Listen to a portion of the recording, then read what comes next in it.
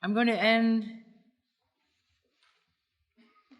this first part with a poem called Ajanta. It's a group of 5 poems, and I've been lucky enough to be able to take the scaffolding off of this poem, because since it was published, the paintings of the Ajanta caves and the meanings of those paintings have become familiar in the West. The books of the reproductions have been known to people through the big, handsome UNESCO book and the little books that are now everywhere. But the principle of that kind of painting is different from any painting we have ever had in the West, where all painting, no matter how abstract, no matter how much the design itself and not the representation is emphasized, and these paintings are representations, the paintings are always after the form of these paintings, in which we are given a frame. We see it as a window. Through that window, we see whatever the painting gives us. In the Ajanta caves, the paintings on the walls of the caves are done according to a religious principle, which is also the principle of this art, this painting. There's an analogy there between the space, as it would be the space of this room, and the space of the body, and the breathing and the reality of any kind of space. But the space, the cave, is taken as real. There is no attempt to deny the reality of the wall. As in our painting, we deny it and set a window there through which we look at art. Here, the reality of the wall is taken. The rocks of the wall may be emphasized in their crystal forms, and on the walls are painted scenes of men, scenes of animals, scenes of the life of Buddha, in such a way that you, the beholder, standing in the cave, sees art standing out, and without a light source, standing out from the wall of the cave toward you. The idea being that art is not there to deny any reality, not there to deny the wall, but art is there to fill space, to create art in space between you and the wall. And this is the meaning that I take as Ajanta. The first poem is called A Journey. Came in my full youth to the midnight cave. I interrupt for one formal remark. I've been asked questions about why do you never use rhyme? Why is there all this looseness in what you do? I take this first line as an example of a kind of construct, a kind of thing one does as a poet to reinforce the emotion. This line is built as an arch. Came in my full youth to the midnight cave, it says. And it came and cave on the two ends. In my and midnight corresponding, and full youth and to the. All right, I won't do that again. I'll go right on. Ajanta, Part 1, The Journey. Came in my full youth to the midnight cave, nerves ringing, and this thing I did alone, wanting my fullness and not a field of war, for the world considered annihilation. A star called wormwood rose and flickered, shattering bent light over the dead boiling up in the ground. The biting yellow of their corrupted lives streaming to war, denying all our words. Nothing was left among the tainted weather but world-walking and shadowless Ajanta. Hallucination and the metal laugh in clouds, and the mountain specter riding storm. Nothing was certain but a moment of peace, a hollow behind the unbreakable waterfall, all the way to the cave, the teeming forms of death, and death, the price of the body, cheap as air. I blessed my heart on the expiation journey, for it had never been unable to suffer. When I met the man whose face looked like the future, when I met the whore with the dying red hair, the child myself who is my murderer, so came I, between heaven and my grave, past the serene smile of the voyeur, to that cave where the myth enters the heart again. 2. The cave. Space to the mind. The painted cave of dream. This is not a womb. Nothing but good emerges. This is a stage, neither unreal nor real, where the walls are the world. The rocks and palaces stand on a borderland of blossoming ground. If you stretch out your hand, you touch the slope of the world, reaching in interlaced gods, animals, and men. There is no background. The figures hold their peace in a web of movement. There is no frustration. Every gesture is taken. Everything yields connections.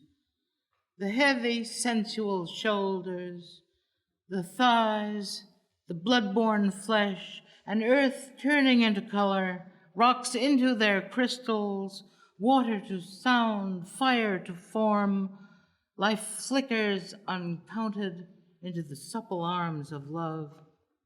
The space of these walls is the body's living space. Tear open your ribs and breathe the color of time where nothing leads away. The world comes forward in flaming sequences, pillars and prisms, riders and horses and the figures of consciousness. Red cow grows long, goes running through the world, flung into movement in carnal purity. These bodies are sealed, warm lip and crystal hand in a jungle of light. Color sheeted, seductive, foreboding eyelid lowered on the long eye, fluid and vulnerable. The spaces of the body are suddenly limitless, and riding flesh shapes constellations over the golden breast, confusion of scents, an illuminated touch, monster touch, the throat printed with brightness, wide outline gestures where the bodies ride, bells, and the spirit flashing, the religious bells, bronze under the sunlight like breasts ringing, bronze in the closed air, the memory of walls, great sensual shoulders in the web of time. 3. Les tendresses bestiales. A procession of caresses altered the ancient sky until new constellations are the body shining. There's the hand to steer by. There the horizon breast and the great stars kindling the fluid hill. All the rooms open into magical boxes. Nothing is tilted. Everything flickers sexual and exquisite. The panther with its throat along my arm turns black and flows away. Deep in all streets passes a faceless whore, and the checkered men are whispering one word. The face I know becomes the night black rose. The sharp face is now an electric fan and says one word to me. The dice and the alcohol and the destruction have drunk themselves and cast. Broken bottle of loss, and the glass turned bloody into the face Now the scene comes forward, very clear. Dream singing, airborne, surrenders the recalled. The gesture arrives, riding over the breast, singing, singing, tender atrocity. The silver derelict, wearing fur and claws. Oh, love, I stood under the apple branch. I saw the whipped bay and the small, dark islands, and night sailing the river, and the foghorn's word. My life said to you, I want to love you well. The wheel goes back, and I shall live again, but the wave turns, my birth arrives, and spills over my breast, the world bearing my grave, and your eyes open in earth. You touched my life reaches the skin, moves under your smile, and your throat and your shoulder, and your face and your thighs flash. I am haunted by interrupted acts, introspective as a leper, enchanted by a repulsive clue, a gross and fugitive movement of the limbs. Is this the love that shook the lights to flame?